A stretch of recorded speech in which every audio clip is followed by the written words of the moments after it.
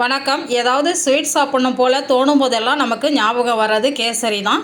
இன்றைக்கி கொஞ்சம் வித்தியாசமாக செம்பருத்தி பூ கேசரி எப்படி செய்யுதுன்னு பார்க்கலாம் வாங்க. இந்த பூக்களோட அடி காம்பையும் மகரந்தத்தையும் நீக்கிட்டு 2 முறை அலசி எடுத்துக்கலாம். இப்போ அடுப்பில் ஒரு பாத்திரம் வச்சுட்டு 3 கப் அளவுக்கு தண்ணி சேர்த்துக்கலாம். ரவை எந்த கப்பில் எடுக்கிறீங்களோ அதே கப்பில் தண்ணி அளந்து எடுத்துக்கோங்க. தண்ணி நல்லா சூடானதுக்கப்புறம் அடுப்பை குறைச்சி வச்சுட்டு நம்ம க்ளீன் பண்ணி வச்சுருக்கிற செம்பருத்தி பூக்களை இந்த தண்ணியில் சேர்த்துக்கலாம். சுடு தண்ணியில் இந்த பூக்கள் போட்டதுமே அதனோட கலர் எல்லாம் டக்குன்னு வெளியில் வந்துடும். இங்கே பாருங்கள், உங்களுக்கு போட்ட உடனே இந்த மாதிரி தான் இருக்கும்.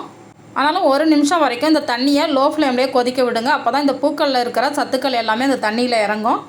இந்த பூக்களோட கலர் எல்லாமே தண்ணியில் இறங்கிடுச்சு. பூவும் பாருங்கள் வெள்ளையாக இருக்குது பாருங்கள். இப்போ இதை வெளியில் எடுத்துடலாம். இந்த மாதிரி ஒரு ஸ்ட்ரெயினர் வச்சு வெளியில் எடுத்துருங்க.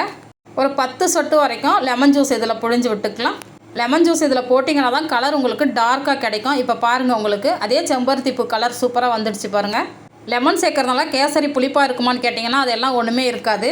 இப்போ அடுப்பில் ஒரு கடாய் வச்சுருக்கிறேன். இதில் 2 டேபிள் ஸ்பூன் அளவுக்கு நெய் சேர்த்துக்கலாம். நெய் நல்லா சூடாகி உருகி வந்ததுக்கப்புறம் ஒரு 10 முந்திரி உடச்சிட்டு இதில் சேர்த்துக்கலாம். முந்திரி பாதி வறுபட்டதுக்கப்புறம் திராட்சை சேர்த்துக்கலாம். திராட்சையும் முந்திரியும் நல்லா செவந்து வந்ததுக்கப்புறம் ஒரு பிளேட்டில் மாற்றி வச்சுக்கலாம். இப்போ இந்த நெய்லேயே 1 கப் அளவுக்கு ரவை சேர்த்துக்கலாம். எந்த கப்பில் தண்ணி அளந்து எடுத்தீங்களோ அதே கப்பில் ரவை அளந்து சேர்த்துக்கோங்க.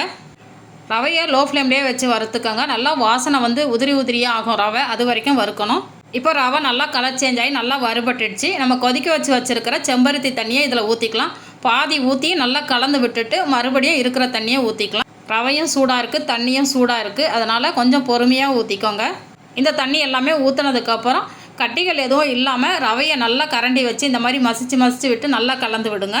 ரவையை இந்த மாதிரி நல்லா கலந்து விட்டதுக்கப்புறம் ஒரு மூடி போட்டு மூடி வச்சிடலாம். ஒரு 2லேருந்து 3 நிமிஷம் வரைக்கும் ரவை நல்லா வேகட்டும். நான் இடையிலே ஒரு முறை கலந்து விட்டுருக்கிறேன். இப்போ ரவை பார்த்திங்கன்னா சூப்பராக வெந்துடுச்சு பாருங்கள். இந்த ஸ்டேஜில் நம்ம ரவை எடுத்த அதே கப்பில் ஒரு 3/4 கப் அளவுக்கு சர்க்கரை சேர்த்துக்கலாம். சர்க்கரை சேர்த்துட்டு மறுபடியும் ஒரு முறை நல்லா கலந்து விட்டுடலாம். இது கொஞ்சம் இலகி கொடுக்கும்.